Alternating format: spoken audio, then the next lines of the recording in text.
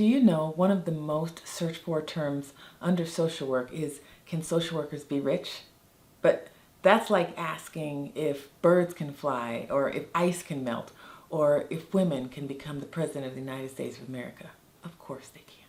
So the question isn't, can social workers be rich, but rather, what do they need to do to get there? So in this video, I'm going to tell you exactly what it takes for social workers to not only be rich themselves, but to elevate the profession so that more of them can be rich more consistently. But before we get into it, you know what to do. Hit that like button. Let's go.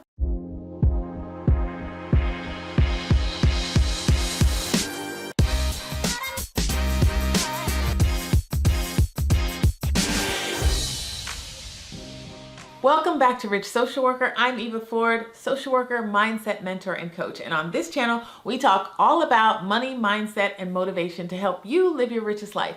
So if freedom, fulfillment, and finances are topics that you want to learn more about, make sure you hit that subscribe button, turn on the notification bell so that you know every time I upload a new video, which is every week. Now, when social workers ask the question, can I be rich? What they really are asking is the education, the time, and the effort that I put into this degree or into this study, is this going to pay off for me in the long run? Am I going to be able to have a quality of life that supports me and my ideas and hobbies and dreams? Am I going to be able to do the things that I want to do that are going to be fulfilling to me? Am I going to be able to help and serve and not have to feel like I'm going to burn out or scrape and scratch just to survive? That's really what they're asking. The challenge is when we start the question with, can we be rich? We're actually implying that the answer could be no. That is a closed-ended question, and it's either yes or no. A better approach is to actually change the question. And if our objective is to be rich or to be wealthy or to live a life of freedom and fulfillment, then we really need to ask a different question, because rich and wealthy people don't ask, can they do something? They ask instead how something can be done. And so the better question to ask is, how do wealthy people do it?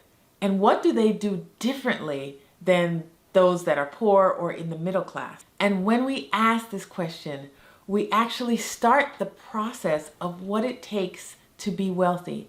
And that is the process of changing our mindset. Now, every person that studies the wealthy starts here.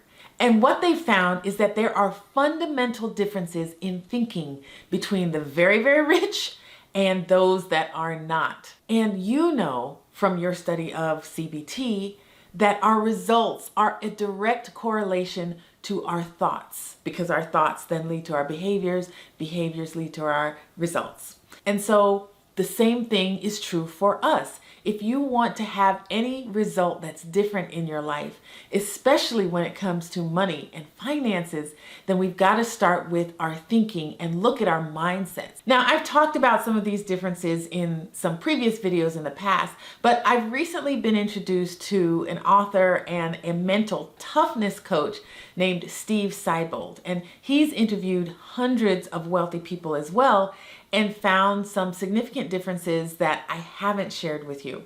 Now, one of the significant differences that Siebold highlights that I know social workers have a problem with is he suggests that wealthy people aren't waiting for someone to save them or rescue them, like a politician or a boss or an industry. And I know a lot of times we in the social work field have a habit of saying, you know, they should recognize us, or they should pay us more.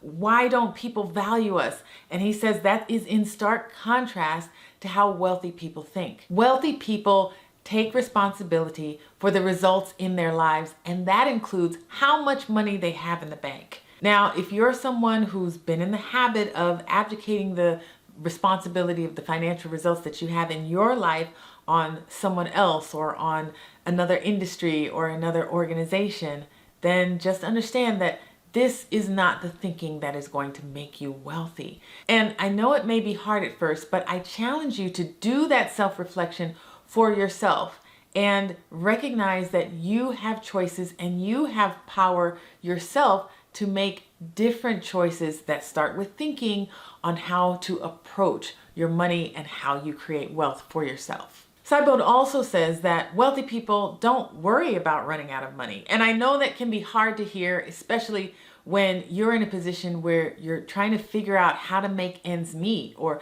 trying to figure out just how to take a break and do some self-care without having the lights turned off at the end of the day. But what Siebold says wealthy people do instead is figure out ways that they can earn more money.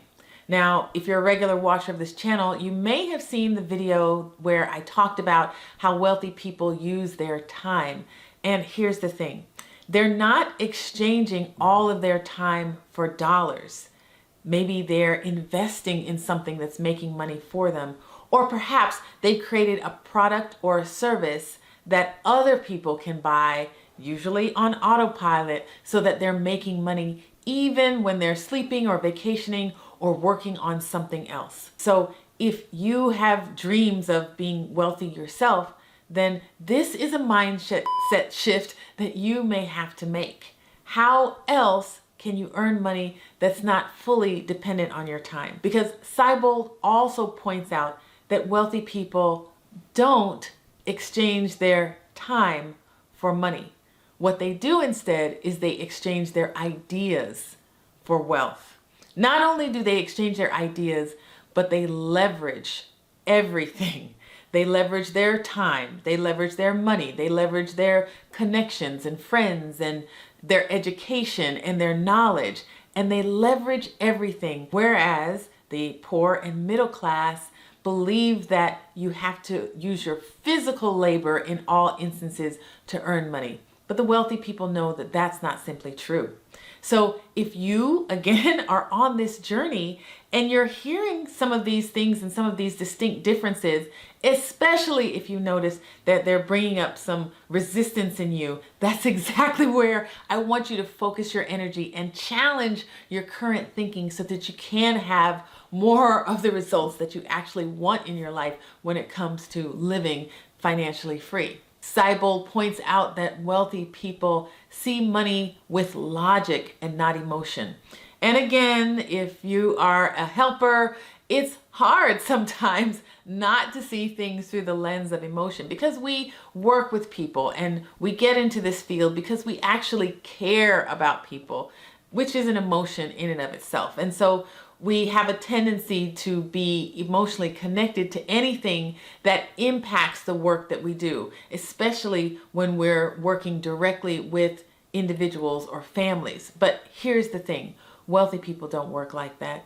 They look through the lens of logic, not emotion. Now, let me just clarify something. In the event that what you hear me saying is that you have to change your values if you want to earn money, that's not what I'm saying at all. And I know for some people, this might make you uncomfortable to hear initially. It made me uncomfortable initially because I assumed that all wealthy people were stingy or ruthless or mean, but that's not the case. What having more money does for you is just reveals more of who you are to you and to others, and you can do more with more wealth. But what we mean when we talk about using logic as opposed to emotion, it means that yes, you can still have emotion, still be connected emotionally to the things that you care about, but you're going to use your logic to make decisions that will benefit those things, as opposed to using your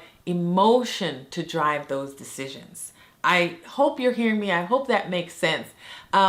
And the way that you really kind of dig into some of these beliefs and make them more a part of you is to surround yourself with people who use this type of language so that you can see it in action in its many, many forms. That's what I've been doing for several years on this rich social work journey that I call it. And that's what you will do as well. And one of the things that you will realize when you do that and surround yourself with people who are like-minded or who are wealthy and on this path is that you actually are in control of your wealth. You are in control of the amount of money that you earn and get to keep at the end of the day, not someone else. And I know it may be a foreign idea and you may not know how that happens, but the more you get around people who speak this language, I guarantee it will come up more and more for you, and you'll get to see it in its various forms. You can do that through investing. You can do it through creating a product or a service.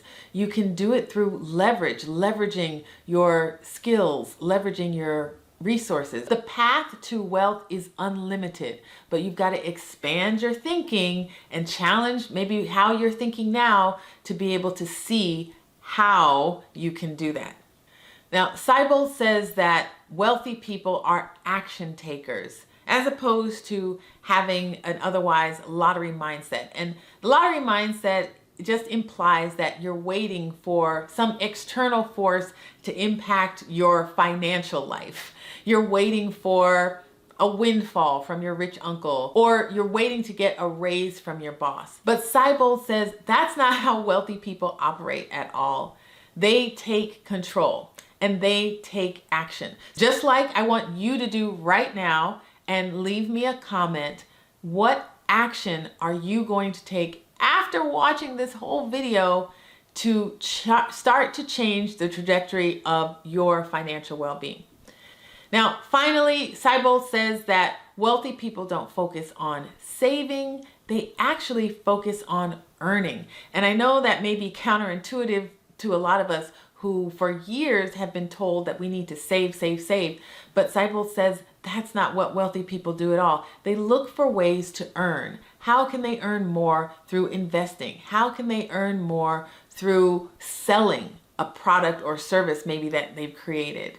And money for them is not something that's stressful. It's actually something that brings them a lot of peace. Again, I know that may be counterintuitive for a lot of us who either were raised in households where money was something that was a thing of stress, or maybe just watching the news and seeing this economy going up and down and being fed messages of fear when it comes to money. But he says wealthy people don't buy into that. They don't feed into that at all. Instead, they are creating their financial realities every day. And so can you. So again, the question isn't, can social workers be rich?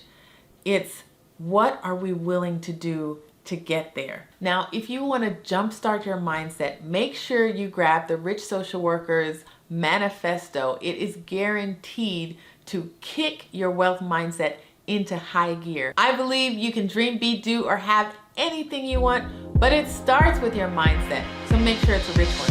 I'll see you in the next video.